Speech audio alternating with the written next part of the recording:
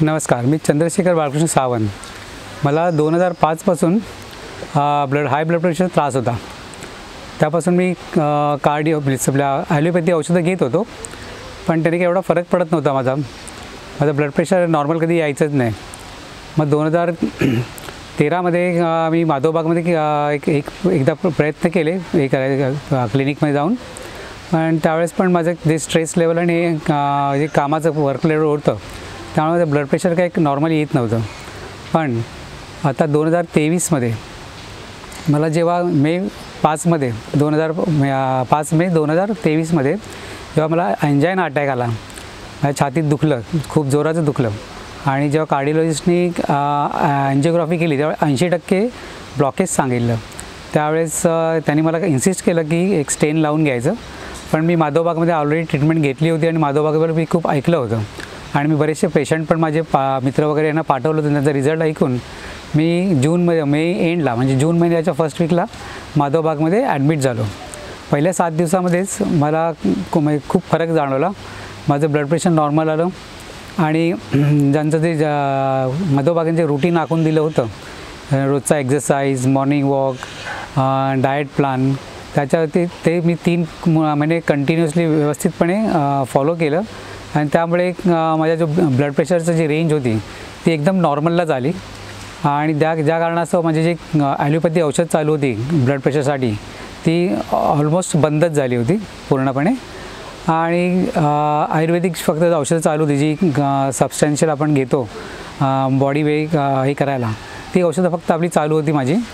माझा daily exercise आणि प्राणायाम आणि वॉक या तिन्हीमुळे आणि माधवबागने दिलेल्या औषधांमुळे आणि डॉक्टरांच्या सल्ल्यामुळे जे माझं काही शरीरामध्ये परिवर्तन झालं.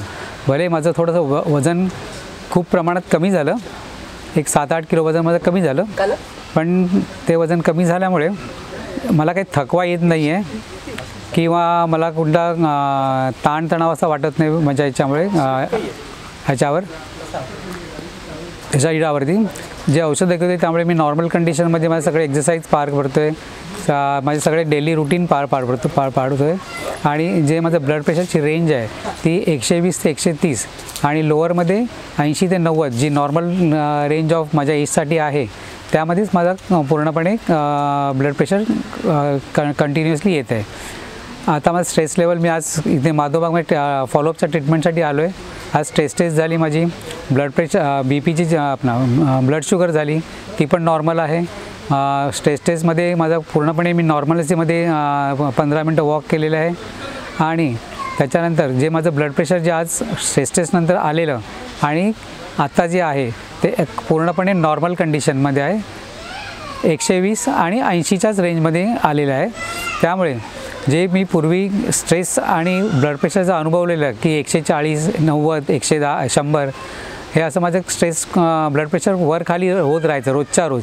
म्हणजे गोळी घेऊनसुद्धा, ॲलोपॅथीची मी गोळी घेऊनसुद्धा माझं सकाळचं ब्लड प्रेशर, दुपारचं ब्लड प्रेशर आणि संध्याकाळचं ब्लड प्रेशर ह्याच्यामध्ये व्हेरिएशन असायचं, कधी कॉन्स्टंटली नसायचं.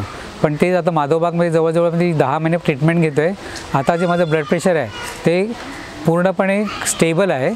झालं मी एखादा एक्झरसाइज किंवा एक्सेसिव्ह काम केलं किंवा मला बॉडी टेन्शन आलं तर जर माझं ब्लड प्रेशर थोडंसं हाय झालं की ते तात्पुरतं असतं, की थोड्या वेळाच्या आरामाने मी माझं ब्लड प्रेशर पुन्हा नॉर्मलवरती येतं, की जे रेंज आहे त्याची 120, 130, 80, 90, की जे माझ्या एज म्हणजे 58 एजला मी ते normal means as per Ayurveda आणि ॲज पर ॲलोपॅथी हे normal range of blood pressure पडतं.